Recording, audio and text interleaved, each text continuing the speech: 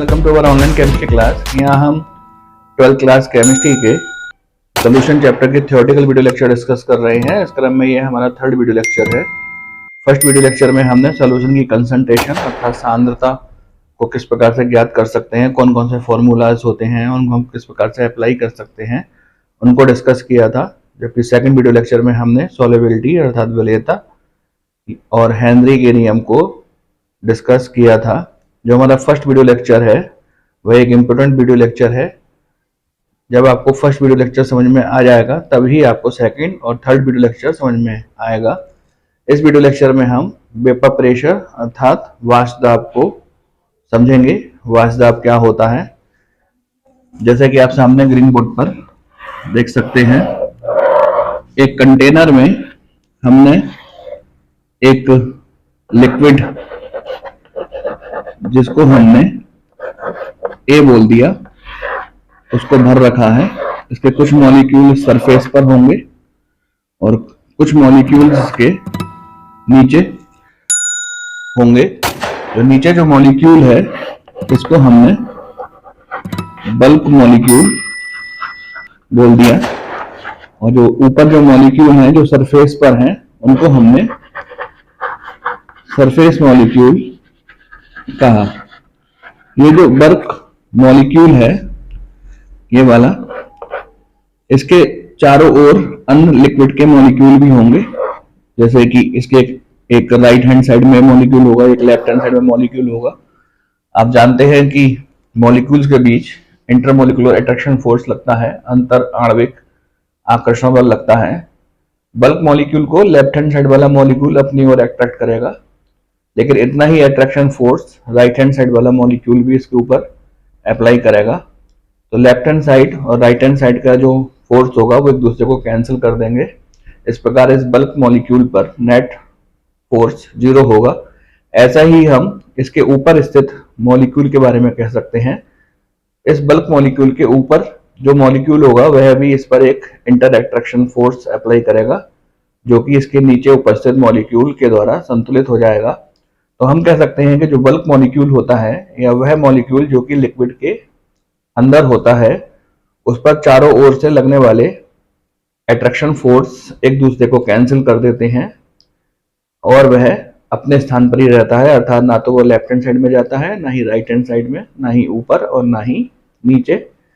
लेकिन ये जो सरफेस मॉलिक्यूल होते हैं, सरफेस मॉलिक्यूल अपने से नीचे स्थित मॉलिक्यूल के द्वारा अट्रैक्शन फोर्स लगाते हैं। जैसे ये वाला जो मॉलिक्यूल है सरफेस मॉलिक्यूल, ये अपने नीचे स्थित मॉलिक्यूल से अट्रैक्शन फोर्स लगाएगा, लेकिन इस अट्रैक्शन फोर्स को कैंसिल करने के लिए, संतुलित करने के लिए इसके ऊपर तो कोई मॉलिक्यूल उपस्थित नहीं है। तो ये जो सरफेस मॉलिक्यूल होगा ये अपने ऊपर एक अट्रैक्शन फोर्स महसूस करेगा। तो सरफेस मॉलिक्यूल पर एक inter attraction molecular force apply होगा। यहां मैं लिख देता हूं, surface molecule haves A inter molecular force of attraction. साथ ही हमको काइनेटिक थ्योरी ऑफ लिक्विड भी पता है। द्रव्यों के अणु गति सिद्धांत के अनुसार हम जानते हैं कि द्रव के अणु द्रव के अंदर इधर उधर अनियमित गति करते रहते हैं, एक दूसरे से टकराते रहते हैं।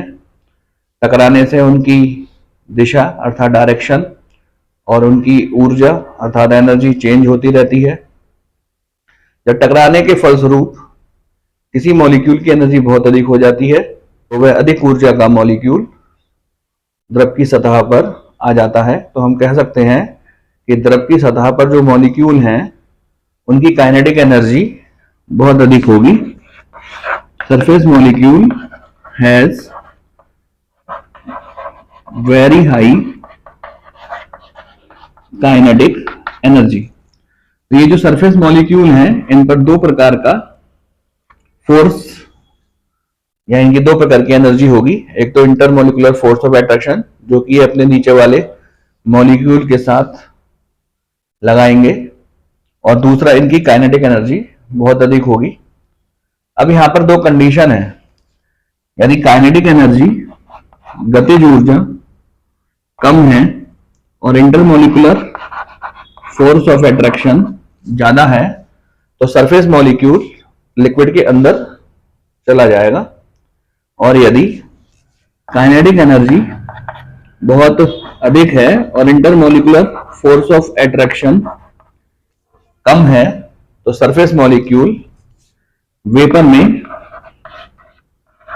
अर्थात वाष्प में परिवर्तित हो जाएगा और यही घटना वेपोराइजेशन या एवोपरेशन कहलाती है। तो हम कह सकते हैं एवोपरेशन में अर्थात वाष्पन में द्रव के अणु वाष्प में चेंज हो जाते हैं।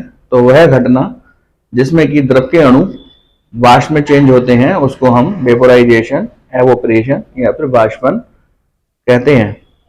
आइए वाष्पन को एक इक्वेशन के द्वारा लिखने का प्रयास करते हैं। वाष्पन में द्रव के अणु मॉलिक्यूल वाष्प में चेंज हो जाते हैं। इस घटना को हम वाष्पन या फिर वेपोराइजेशन कहते हैं। वाष्पन सदैव सरफेस मॉलिक्यूल के द्वारा ही होता है और सरफेस मॉलिक्यूल यहां पर ये सेकंड कंडीशन उनके अंदर होनी चाहिए, उनकी काइनेटिक एनर्जी उनके नीचे उपस्थित मॉलिक्यूल के इंटरमोलिकुलर फोर्स ऑफ अट्रैक्शन से अधिक होनी चाहिए, तभी सरफेस मॉलिक्यूल वेपर में चेंज होगा और वाष्प के रूप में आकाश में या अंतरिक्ष में या स्पेस में चला जाएगा। वाष्पन प्रत्येक टेम्परेचर पर होता है। अधिक ताप पर वाष्पन अधिक होता है, कम ताप पर वाष्पन कम होता है। आप जानते हैं कि अधिक ताप पर या गर्मियों में कपड़े जल्दी सूख जाते हैं क्योंकि उनसे वाष्पन की दर तेजी से होती है और जब सर्दियां होती हैं तो वाष्पन कम गति से होता है क्योंकि वहां पर टेम्परेचर कम होता है। साथ ही वाष्पन वायु में उपस्थित नमी पर भी निर्भर करता है। जब वातावरण नम होता है तो वाष्पन की दर कम होती है। साथ ही वाष्पन वायु के वेग पर भी निर्भर करता है। यदि हवा तेज चल रही होती है तो वाष्पन तेजी से होता है। तो ये सब कंडीशन, वाष्पन की जितनी भी कंडीशंस हैं वह सारी सरफेस मॉलिक्यूल पर ही अप्लाई होती हैं। वह मॉलिक्यूल जो लिक्विड के अंदर होगा या बल्क मॉलिक्यूल होगा उसके द्वारा वाष्पन नहीं होगा। तो अब तक हमने वाष्पन को समझा और ये जाना कि वेपोराइजेशन या वाष्पन केवल सरफेस मॉलिक्यूल के द्वारा होता है, बल्क मॉलिक्यूल के द्वारा वेपोराइजेशन नहीं होता। वेपोराइजेशन बर्तन के आकार पर निर्भर नहीं करता।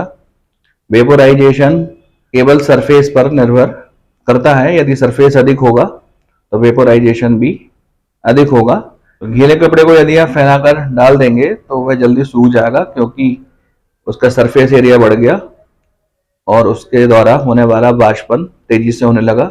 रेट ऑफ वेपोराइजेशन अधिक हो गई जिससे कि वह सूख गया। तो यहाँ पर हम फिर से एक कंटेनर लेते हैं, उस कंटेनर में हम एक लिक्विड भर लेते हैं और उसमें हम सरफेस मॉलिक्यूल दिखा देते हैं।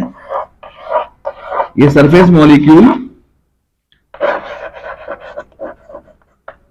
वाष्पन प्रदर्शित करेंगे और द्रव के कण वाष्प में चेंज हो जाएंगे।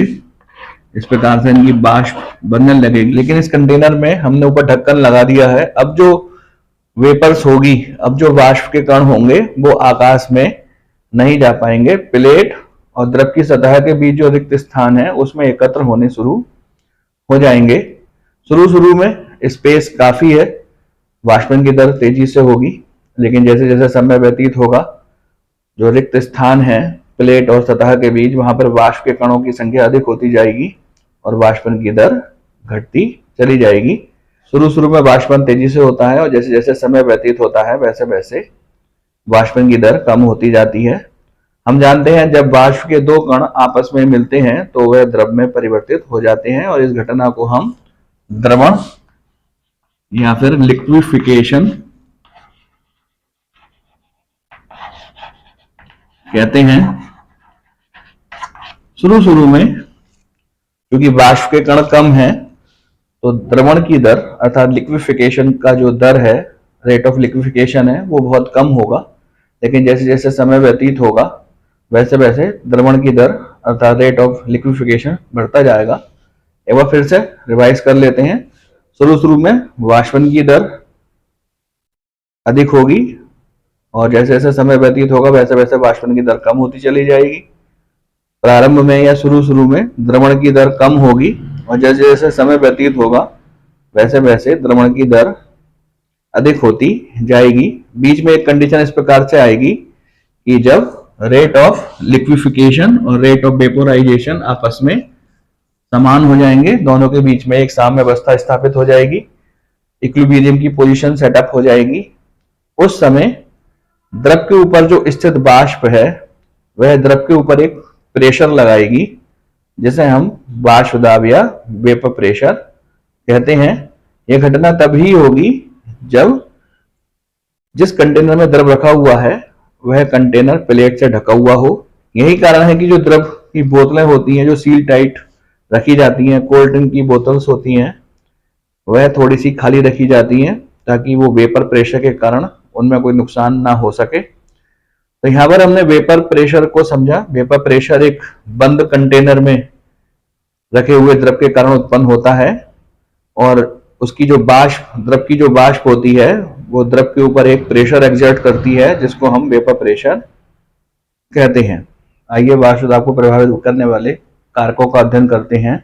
जैसे कि आप सामने ग्रीन बोर्ड पर लिखा हुआ देख रहे हैं, वाष्प दाब बर्तन के आकार पर निर्भर नहीं करता। एक समान द्रव हमने दो भिन्न भिन्न आकार के बर्तनों में भर दिया और दोनों ही बर्तनों को हमने एक प्लेट से ढक दिया। जो द्रव इस वाले बर्तन में भर रखा है वही द्रव हमने इस वाले बर्तन में भर रखा है। दोनों ही बर्तनों में समान द्रव भरा गया है। पहले वाले बर्तन का आकार छोटा है, दूसरे वाले बर्तन का आकार बड़ा है। ऐसा कह सकते हैं कि पहले वाले बर्तन का सरफेस एरिया कम है, दूसरे वाले बर्तन का सरफेस एरिया अधिक है, लेकिन दोनों ही बर्तनों में उत्पन्न द्रव एक का जो वाष्प दाब होगा वो समान होगा, क्योंकि वाष्प दाब प्रति एकांक क्षेत्रफल पर निर्भर करता है, सरफेस पर निर्भर नहीं करता। तो यही पहला वाला पॉइंट हमने यहाँ पर लिखा है कि वाष्प दाब बर्तन के आकार पर निर्भर नहीं करता। एक बार मैं फिर से समझा देता हूं कि वाष्प दाब बर्तन के आकार पर निर्भर नहीं करता है, क्योंकि वाष्प दाब प्रति एकांक क्षेत्रफल पर निर्भर करता है। तो इस वाले बर्तन का वाष्प दाब कम होगा लेकिन इसका क्षेत्रफल, सतह का क्षेत्रफल भी कम है। इस वाले का वेपर्स ज्यादा बनेंगी क्योंकि सरफेस एरिया ज्यादा है।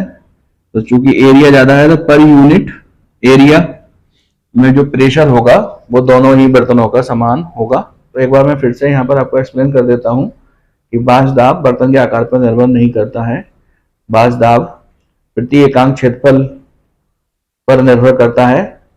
यद्यपि पहले वाले बर्तन का आकार छोटा है और दूसरे वाले बर्तन का आकार बड़ा है, छोटा आकार या सरफेस होने के कारण उसका वेपर प्रेशर, उसका वेपर्स कम बनेंगी और दूसरे वाले बर्तन से लिक्विड की वेपर्स अधिक बनेंगी। लेकिन यदि हम पर यूनिट एरिया प्रेशर की बात करें तो दोनों का ही वेपर प्रेशर समान होगा। तो यही पहले वाले पॉइंट का मतलब है कि वेपर प्रेशर बर्तन के आकार पर निर्भर नहीं करता।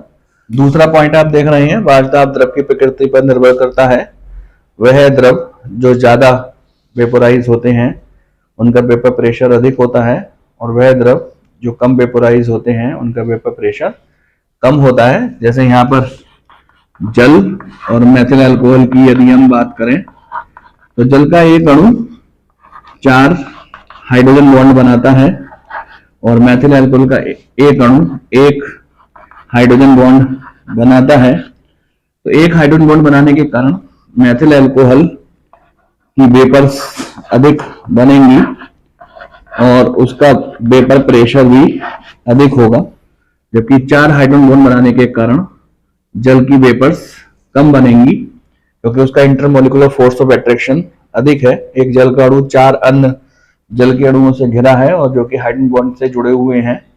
तो चूंकि यहाँ पर 4 हाइड्रोजन बॉन्ड बनाता है जल, तो जल का इंटरमोलिकुलर फोर्स ऑफ अट्रैक्शन अधिक होगा। इंटरमोलिकुलर फोर्स ऑफ अट्रैक्शन अधिक होने के कारण जल की वेपर मेथिल अल्कोहल की तुलना में कम बनेंगी। तो जब वेपर कम बनेंगी तो जल का वेपर प्रेशर भी कम होगा। इसको हम एक अन्य एग्जाम्पल के द्वारा भी समझ सकते हैं। यहां पर हमने मेथिल अल्कोहल, एथिलीन ग्लाइकोल और ग्लिसरीन का एक एक अणु ले रखा है। हम जानते हैं कि मेथिल अल्कोहल एक हाइड्रोजन बॉन्ड बनाएगा, जबकि एथिलीन ग्लाइकोल 2 हाइड्रोजन बॉन्ड बनाएंगे और ग्लिसरीन 3 हाइड्रोजन बॉन्ड बनाएगा। क्योंकि ग्लिसरीन अधिक हाइड्रोजन बॉन्ड बनाता है, इसलिए उसका इंटरमोलिकुलर फोर्स ऑफ अट्रैक्शन अधिक होगा, उसका वेपोराइजेशन कम होगा।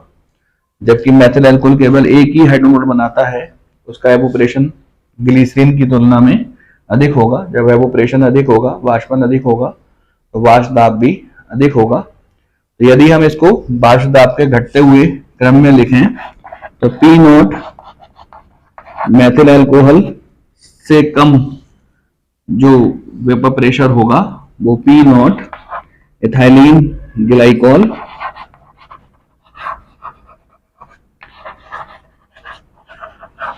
और उससे कम जो वेपर प्रेशर होगा